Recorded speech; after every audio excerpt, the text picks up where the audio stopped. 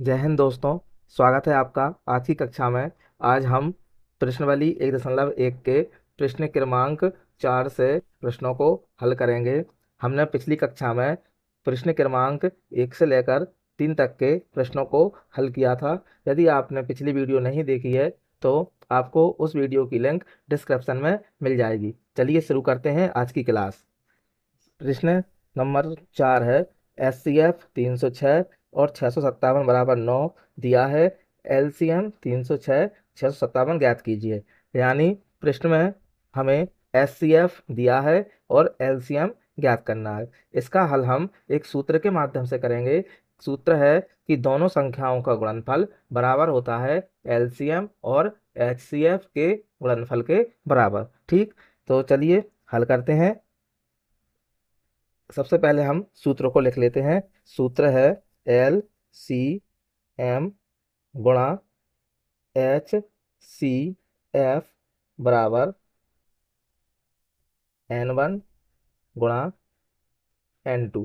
अब N1 N2 क्या है? N1 यानी पहली संख्या और N2 यानी दूसरी संख्या। ठीक है, अब आगे बढ़े तो LCM अपन ऐसा ही कैसे लिखेंगे, क्योंकि LCM अपन को ज्ञात करना है। गुणा HCF, सवाल में अपन ने पहले से दिया है कितना, 9, तो अपन लिख लेते हैं 9 बराबर N1 यानी पहली संख्या, तो पहली संख्या कितनी है 306, तो अपन ने लिख ली 306। फिर गुणा, फिर इसके बाद N2 यानी दूसरी संख्या, दूसरी संख्या कितनी दी है अपन ने प्रश्न में 657, तो अपन ने लिख ली 657। ठीक, अब आगे स्टेप करें तो LCM अपन ऐसा ही लिखते चलेंगे हर बार, है ना, क्योंकि वो अपन ने ज्ञात करना है। अब क्या करेंगे, 9 है ये गुणा में है साइड, इसका अपन करेंगे पक्षांतर और बराबर को उस साइड ले जाएंगे। चूंकि यह गुणा में है उस साइड जाएगा तो भाग में हो जाएगा, है ना। तो LCM बराबर 306 गुणा 657। ठीक, अब ये भाग में जाएगा तो अपॉन अपन लिख लेंगे 9। ठीक, अब इसे सॉल्व कर लेते हैं अपन। अब सॉल्व करने के लिए 9 से ऊपर डिवाइड देंगे, है ना, तो अपन दे सकते हैं 9 एकम 9, यहाँ देंगे तो 9 एकम 9, 9 दूनी 18, 9 तिया 27, 9 तिया कितने 27, बचे कितने 3, होगा कितने 36। तो 9 एकम 9, 9 दूनी 18, 9 तिया 27, 9 चौके कितने हो जाएंगे बच्चों 36। ठीक, ये अपना कट गया। अपने पास अब क्या बचा है, LCM बराबर कितना, ये बचा 34 गुणा ये बचा 657। ठीक, अब अपन क्या कर सकते हैं, इसका गुणा कर लें दोनों का, है ना, और गुणा करके जो अपना गुणनफल आएगा वही इसका आंसर होगा। ठीक, तो इसका गुणा करने के बाद हमें प्राप्त होगा 22,338, और यही इसका क्या होगा आंसर। ठीक, ये गुणा मैंने डायरेक्ट कर दिया है, आप इसे रफ में करके देख लेना। ठीक, बढ़ते हैं अगले प्रश्न की ओर। अगला प्रश्न 5 है कि जांच कीजिए कि क्या किसी प्राकृतिक संख्या n के लिए संख्या 6 की घात n अंक 0 पर समाप्त हो सकती है। अपन ने क्या करना है यहाँ पे कि जांच करना है कि यदि कोई संख्या है जिस पे या 6 पे घात n हो और वो कहाँ समाप्त हो, 0 पर। ठीक, तो पहले हमें यह जानना जरूरी है कि कोई भी संख्या हो वह 0 पर समाप्त हो रही है तो वह 10 से पूर्णतः विभाजित होगी, है ना। जैसे अपन यदि कोई संख्या लें, 50 लें, 60 लें, 110 लें, है ना, 90 लें, देखो कोई भी संख्या हो जो कहाँ समाप्त हो, 0 पर। अब 0 पर समाप्त है तो वह क्या से भागित डिवाइड होगी, 10 से, यानी 10 से भागित होगी तो उसमें क्या होगा, 5 भी होगा और 2 भी होगा। 5 और 2 क्या होंगे उसमें, गुणनखंड के रूप में होंगे उस संख्या में। यदि कोई संख्या में 5 है और 2 है, मतलब किसी भी संख्या का अपन गुणनखंड ज्ञात करें, उसमें यदि 5 और 2 प्राप्त हो रहा है तो वह संख्या काय पे समाप्त हो सकती है, 0 पर समाप्त होगी। ठीक, इतनी बात समझ आई। तो इसी कॉन्सेप्ट को ध्यान में रखते हुए हम इस सवाल को हल करेंगे, है ना। तो इस सवाल को हल करने के लिए, चूँकि यह सवाल बहुत ज़्यादा लेंदी है, इसलिए मैंने इसे पहले से ही हल करके रखा है ताकि लिखने में ज़्यादा समय व्यर्थ ना जाए। ये रहा प्रश्न क्रमांक 5 का हल। तो अपन सबसे पहले लिखेंगे कि यदि कोई संख्या अंक 0 पर समाप्त हो सकती है तो वह 10 से विभाजित होती है, या दूसरे शब्दों में कहें तो वह 2 और 5 से भी क्या होगी, विभाजित होगी, क्योंकि 10 के बराबर क्या होता है, 2 गुणा 5। ठीक है, ये समझ चुके अपन पहले ही कि कोई भी संख्या है वह यदि 0 पर समाप्त हो रही है तो वह 10 से विभाजित होगी, और 10 से विभाजित हो रही है तो वह संख्या 2 और 5 से भी विभाजित होगी। तो अपन ने दिया है 6 की घात n, तो अपन लिखेंगे 6 की घात n का अभाज्य गुणनखंड। अब 6 की घात n है, इसे अपन अभाज्य गुणनखंड निकालेंगे तो ये इसके अपन कर देंगे 2 गुणा 3। 6 की घात n के लिए अपन क्या लिख सकते हैं, 2 गुणा या 3 गुणा 2, है ना, ऐसा लिख सकते हैं। और चूंकि n की घात है तो ऊपर भी अपन n की घात लगा देंगे। अब 2 को n अलग लिख देंगे और 3 की घात n को भी अपन कर लिख देंगे, अलग अलग लिख देंगे। अब चूंकि अपन यहाँ देख सकते हैं कि यहाँ 2 तो है लेकिन यहाँ 5 नहीं है, 5 नहीं है, इसका मतलब है कि यह संख्या 10 से विभाजित नहीं होगी। तो अपन लिखेंगे आगे कि 6 की घात n के अभाज्य गुणनखंडन में 5 नहीं है, इसलिए 6 की घात n 5 से विभाजित नहीं होगा। अंकगणित की आधारभूत प्रमेय की अद्वितीय हमें यह निश्चित कराती है कि 6 की घात n के गुणनखंड में 2 और 3 के अतिरिक्त और कोई अभाज्य गुणनखंड नहीं है। अतः किसी भी प्राकृतिक संख्या n के लिए संख्या 6 की घात n अंक 0 पर समाप्त नहीं हो सकती है, यानी इसमें 5 नहीं है गुणनखंड में, इसलिए है 0 पर समाप्त नहीं होगी। ठीक, चलते हैं अगले प्रश्न की ओर। प्रश्न क्रमांक 6 है कि व्याख्या कीजिए कि 7 गुणा 11 गुणा 13 प्लस 13 और 7 गुणा 6 5 गुणित 4 गुणित 3 गुणित 2 गुणित 1 और प्लस 5 भाज्य संख्याएं क्यों हैं। हमें यहाँ यह सिद्ध करना है या व्याख्या करनी है कि जो दो संख्याएं दी हैं ये भाज्य हैं, तो ये भाज्य क्यों है। क्योंकि हम पहली कक्षाओं में पढ़ चुके हैं कि भाज्य संख्या वह होती है जिसमें 2 के अतिरिक्त और अन्य गुणनखंड भी हों। जैसे यदि अपन 3 की बात करें तो 3 में सिर्फ एक 3 है और एक 1 है, इनके अलावा इसके कोई भी गुणनखंड नहीं है, इसलिए यह अभाज्य है।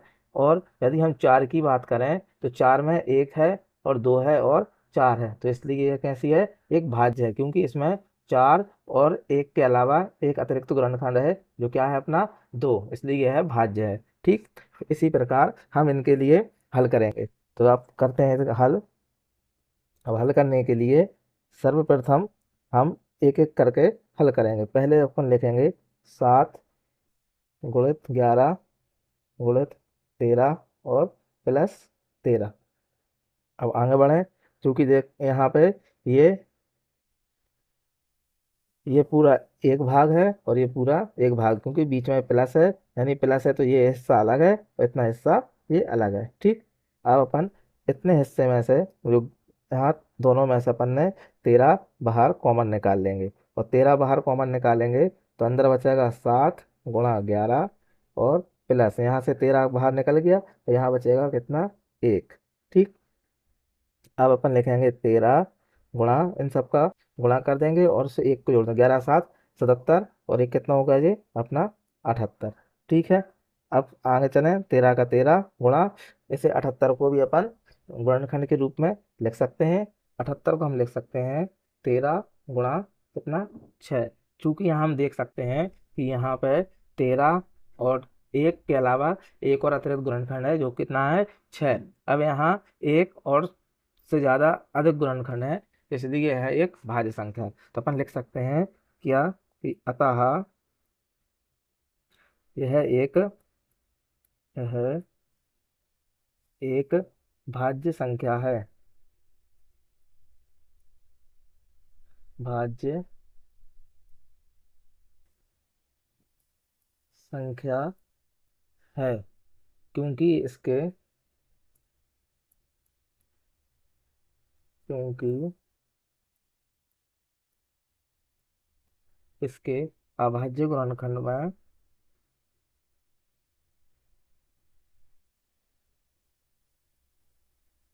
अभाज्य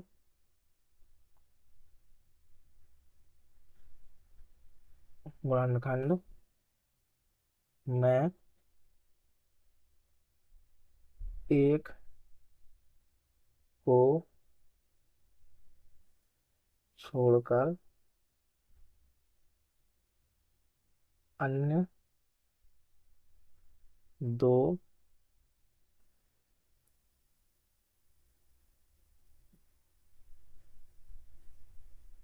गुणनखंड हैं।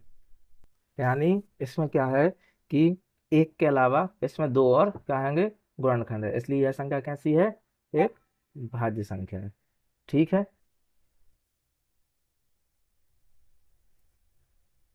इसी प्रकार 7 × 6 × 5 × 4 × 3 × 2 × 1 + 5। इसे सॉल्व करें। इसे सॉल्व करने के लिए इसमें भी 5 को अपन कॉमन ले लेंगे, तो यहाँ लिखेंगे 5 और इन सबको गुणा के रूप में ऐसे ही ऐसे लिख लेंगे, 6 × 4 × 3 × 2 × 1, और यहाँ से 5 कॉमन लिया तो यहाँ बचेगा कितना, 1। अब 5 के 5, ठीक है, गुणित इन सबको गुणा करेंगे तो आएगा अपना कितना, 1008।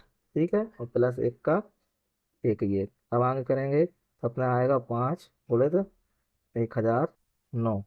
चूंकि यहाँ अपन देख सकते हैं कि यहाँ भी एक के अलावा दो और गुणनखंड है, क्या क्या है अपने पास, 5 और 109, तो इसलिए यह भी क्या है, एक भाज्य संख्या है। तो इसके लिए भी अपन लिख सकते हैं कि यह एक भाज्य संख्या है, क्योंकि इसके इसके अभाज्य गुणनखंड में भी एक के अतिरिक्त अन्य दो ये गुणनखंड उपलब्ध हैं। चलिए इस प्रश्न को एक बार और अच्छे से समझ लेते हैं। अब प्रश्न था कि व्याख्या कीजिए कि 7 × 11 × 13 और +13 और 7 × 6 × 5 × 4 × 3 × 2 × 1 + 5 भाज्य संख्याएं क्यों हैं। हमें यहाँ बताना था कि ये संख्याएं भाज्य संख्याएं हैं तो यह क्यों है। तो अपन जानते हैं कि कोई भी संख्या भाज्य जब होती है तब उसमें एक के अतिरिक्त अन्य दो गुणनखंड मौजूद हों। ठीक है, तो अपन यहाँ हल करने के लिए सर्वप्रथम पहली संख्या को लिख लेंगे। ठीक, अब लिखने के बाद हमने देखा कि यहाँ कितने दो भाग हैं, तो दोनों भागों में 13 हमें कॉमन दिख रहा है, तो इसलिए दोनों में से हमने 13 कॉमन ले लिया। ठीक, अब 13 कॉमन लेने पर इसमें बचा 7 × 11, तो अपने लिख लिया 7 × 11, और यहाँ पे बचा 1, तो 1 लिख लिया। अब इसके बाद 13 का 13 लिखा, अब 11 का 7 में कर दिया गुणा, तो कितना हो गया अपना 78, और +1 का 11×7 = 77, और +1 अपन ने ये जोड़ दिया तो कितना हो गया यहाँ पे 78। अब आगे बढ़े तो 13 का 13 लिखेंगे, 78 को 2 हिस्सों में कर दिया तो हो गया कितना, 13 × 6, 13×6 = 78। तो यहाँ हम देख सकते हैं कि यहाँ एक को छोड़कर या एक के अतिरिक्त दो और गुणनखंड है, कितने, एक 13 है और एक 6 है। क्योंकि यहाँ दो गुणनखंड है इसलिए यह क्या संख्या है, एक भाज्य संख्या है। तो अपन यहाँ लिख देंगे कि अतः यह एक भाज्य संख्या है क्योंकि इसके अभाज्य गुणनखंड में एक को छोड़कर अन्य दो गुणनखंड हैं। ठीक, इसी प्रकार अपन अगली संख्या दी है उसे सॉल्व करेंगे, तो लिखा हमने इसी प्रकार जो पूरी संख्या उतार ली अपन ने। अब संख्या उतारने में हमने देखा कि यहाँ क्या 5 कॉमन दिख रहा है ना, तो दोनों में से अपन ने 5 को बाहर ले लिया और बाकी की सारी बची हुई संख्या अपन ने ज्यों के त्यों लिख दी। ठीक, और यहाँ 5 कॉमन बाहर लिया तो यहाँ कितना बचा, 1, तो 1 लिख दिया। अब 5 के 5 लिखे, अब इन सब का अपन ने कर दिया आपस में गुणा, तो अपना उत्तर आया 1008, और ये 1 का 1 लिख दिया। इसके बाद 5 के 5, अब इन दोनों को जोड़ दिया तो कितना हो गया 1009। चूंकि यहाँ भी कंडीशन पहले की तरह सेम है कि एक के अतिरिक्त इसमें भी दो और अभाज्य गुणनखंड है। ठीक, तो अपन इसे अपन लिख देंगे फिर से पुनः कि अतः यह एक भाज्य संख्या है क्योंकि इसके अभाज्य गुणनखंड में एक को छोड़कर अन्य दो गुणनखंड हैं। ठीक, तो इसी प्रकार अपन व्याख्या कर दी अपन ने कि दोनों संख्या कैसी हैं, भाज्य संख्या हैं, और क्यों है अपन ने उसका कारण भी दे दिया। चलो बढ़ते हैं अगले प्रश्न की ओर। अगला प्रश्न है प्रश्न क्रमांक 7 किसी खेल के मैदान के चारों ओर एक वृत्ताकार पथ है। यानी कोई एक खेल का मैदान है, उसके चारों ओर एक वृत्ताकार पथ है। वृत्ताकार यानी बिल्कुल इस तरह से गोल, ठीक, ये वृत्ताकार पथ है। ठीक, अब आगे पढ़ें। इस मैदान का एक चक्कर लगाने में सोनिया को 18 मिनट लगते हैं। यानी कि यह मैदान है, इसका जब सोनिया चक्कर लगा रही है, ऐसा गोल गोल चक्कर लगा रही है, तो उसे कितने मिनट लग रहे हैं? उसे 18 मिनट लग रहा है। ठीक, अब आगे पढ़े प्रश्न को। जबकि इसी मैदान का एक चक्कर लगाने में रवि को 12 मिनट लगते हैं, और जब रवि इसी का चक्कर लगा रहा तो उसे कितने मिनट लग रहे हैं? 12 मिनट, है ना। कितने मिनट लग रहा है उसको? 12 मिनट। अब आगे बढ़े तो मान लीजिए कि वे दोनों एक ही स्थान से और एक ही समय पर चलना प्रारंभ करके एक ही दिशा में चलते हैं, तो कितने समय बाद वे पुनः प्रारंभिक स्थान पर मिलेंगे? यानी कि वह दोनों एक ही समय पर चलना प्रारंभ करते हैं, एक ही समय पर चलना प्रारंभ करते हैं। यहाँ से कोई स्थान है ये, है ना, यहाँ से दोनों एक साथ चलना प्रारंभ करते हैं और दिशा भी कैसी उनकी? एक ही है। फिर अपन ने बताना है कि वे दोनों पुनः पुनः इसी बिंदु पर कितने समय बाद मिलेंगे। ठीक, समझ गया प्रश्न के लिए। अब इसको हल करने के लिए हमें जानना होगा कि इसका हल हम कैसे करेंगे।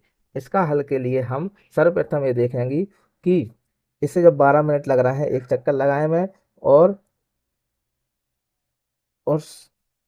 सोनिया है, सोनिया को कितने लग रहे हैं? 18 मिनट। क्योंकि 12 और 18 हमें एक ऐसी संख्या चाहिए वो दोनों में हो या दोनों को गुणनखंड हो। ठीक है, तो 12 का पहाड़ा पढ़े, यदि 12 के गुणनखंड निकालें तो कितने कितने होंगे? 12 और 24 और 36 इसी तरह होंगे, है ना।